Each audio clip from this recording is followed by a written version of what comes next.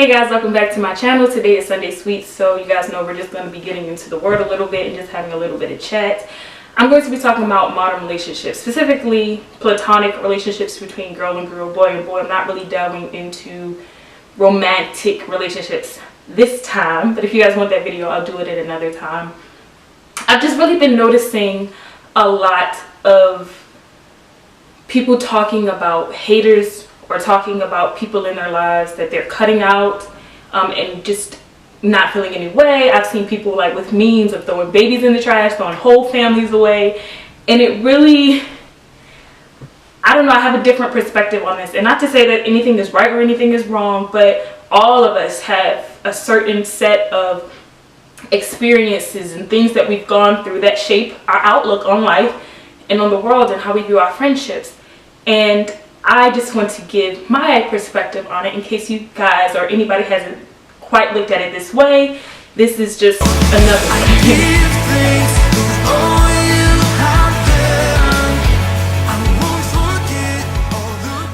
So let's just get right into it. So I've been seeing a lot of memes and they say things like, I'm sure you've seen some of these, I'm just going to put them on the screen.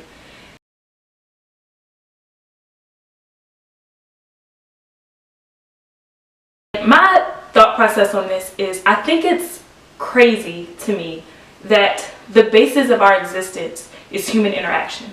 You cannot get by it. We interact with one another as kids. We grow up together. We go through all these things in life together. We learn together. We grow together. We experience what it means to learn and what it means to develop and all of these things together. We cannot get by without working in groups. You do not hear about successful entrepreneurs and business people who are not good at influencing people, who are not good at working together with people. So it blows the mind that in grade school we're not taught to have effective communication skills.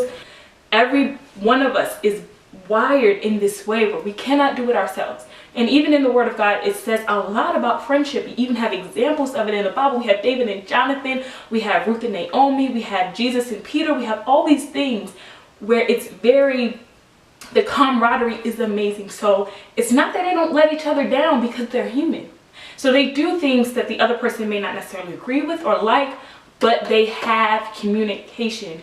They have this dynamic where they can go to each other and open the dialogue, and that's what we have to do. We can't just get to cutting every person out of our life because we feel like, oh, it's them, they're doing this, they're doing that. We just have to be bold enough to open the dialogue and say, you know what, this made me feel a certain way. You know, I wonder, perhaps you couldn't do that anymore, or this, have a dialogue with people and let them know what you need as a friend and what you can give them as a friend. But don't be so quick to cut each other off. One can chase 1,000, 10 can chase 10,000.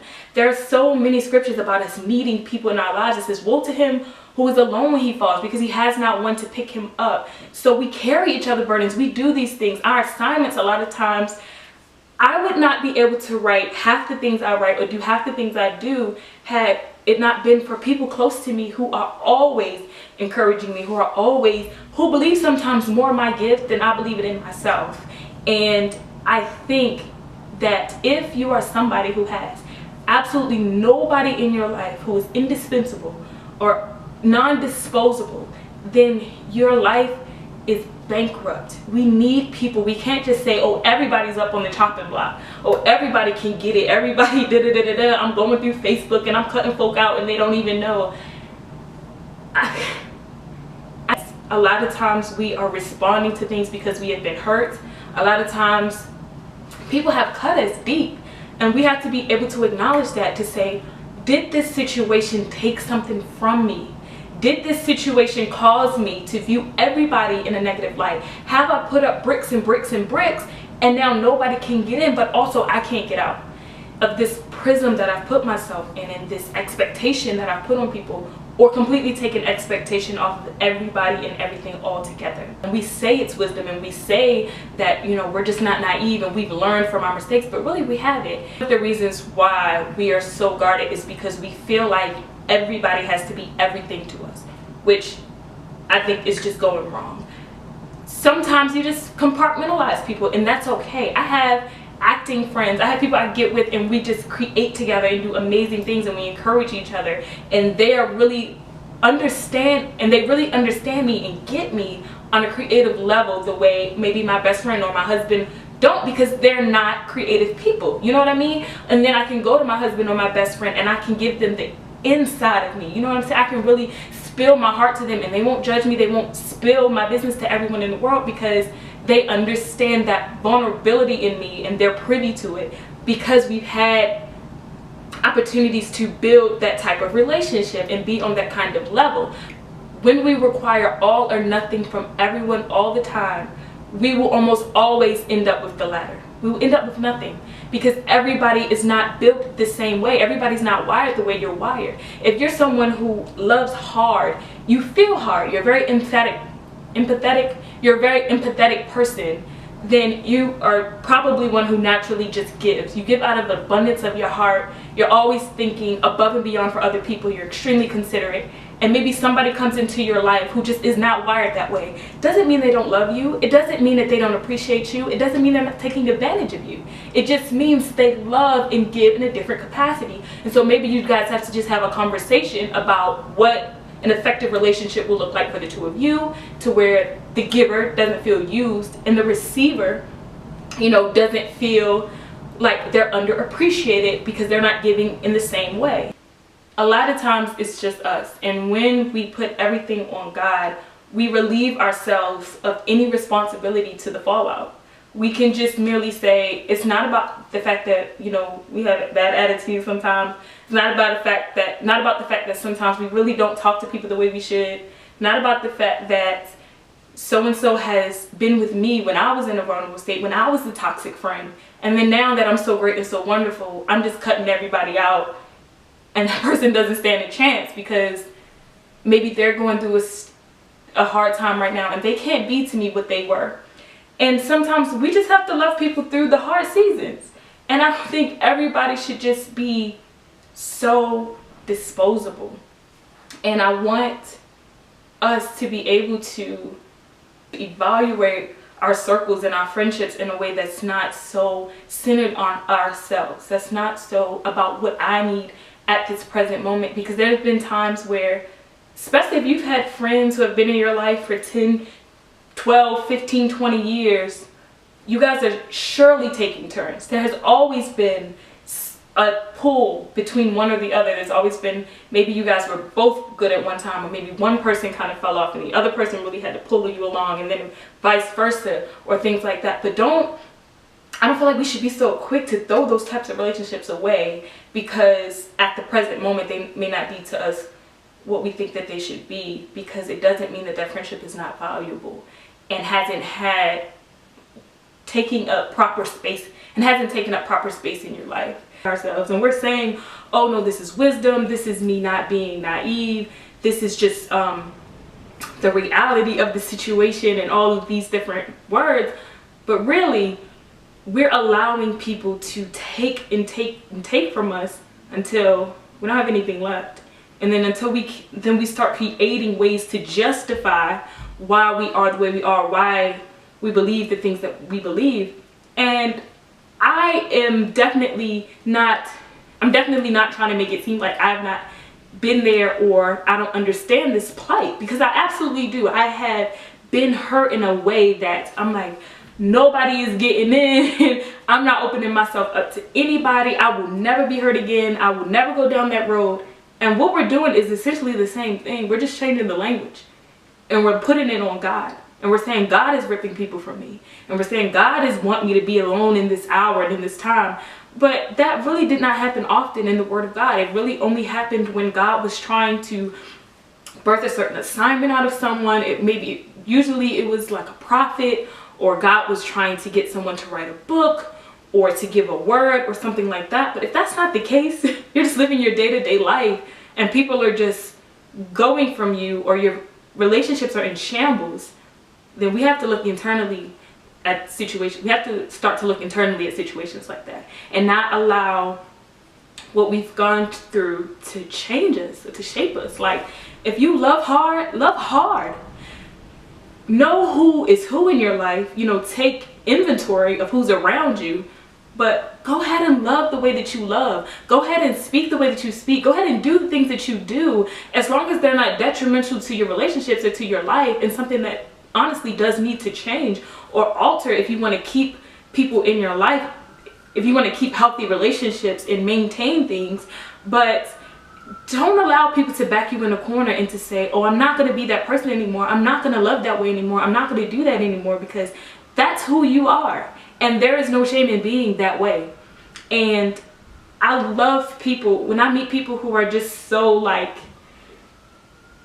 wired that way, but they don't think twice about what they do for people. They don't think twice about the love that they give people, because I've never seen a wound that God couldn't heal.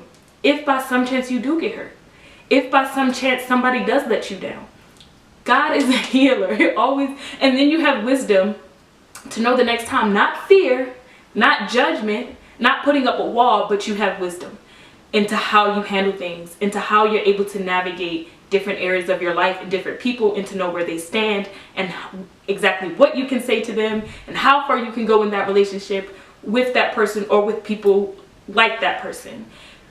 But you don't have to change you, and you don't have to fear, because that's life. And live because you only get one. Live because why not? Why go around alone? Why be lonely? Why cut everybody off when we're in a world of billions? Billions, you guys. Like, our circles don't have to be as small as they are.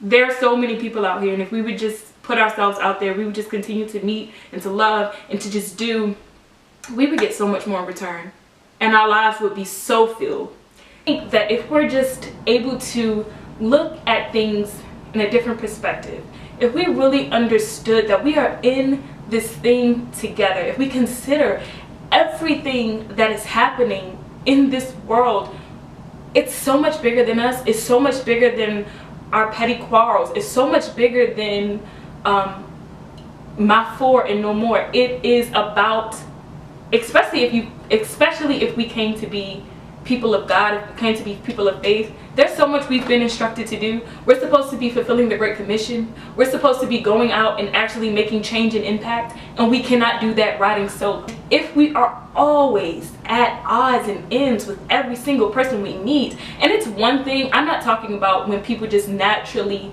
grow apart. It'd be a simple transition, but we have to take notice when everything is falling apart, when we are having these huge fallouts with people. And we'll say that God, pulled all these people from our lives for his purpose, or because he was showing us something. But a lot of times it's us. It's because we're flawed and we're human, and we're all learning how to interact effectively with one another. And so it's not necessarily some deep mystical or spiritual reason people are leaving your life. It's merely because we're not speaking up for ourselves. We're not telling people what we need from them. We're not telling people when they hurt us, but we want to go and tell other people how they hurt us. And we're not handling each other with care. I think we can never have too many friends or acquaintances or whatever you want to call it, because there's always some part of your life that maybe somebody else doesn't quite understand or fit into. And that's why we have different pockets and different groups for different things. I have friends who are not people of faith. I have friends who are actors. I have friends who are Christians. I have friends in different areas, and I don't require everything of everyone. And I think that is a lesson that I have taken years to learn and understand. But I'm so glad that I would just pray that you guys are kind and wonderful to each other. I pray that you would hold on to the people in your life. You would take notice of those who are around you. Appreciate them, love on them, verbalize when you're thankful for them. And that all of us would see a day where we are much better to each other and to this world, and that we would actually be able to see change and allow this thing to be so much bigger than us. Thank you so much for listening to this long video. I hope you guys found it helpful in some way, or if you enjoyed it, make sure you give it a thumbs up and subscribe, and I will see you guys next Sunday. So mighty, my God, plans for me.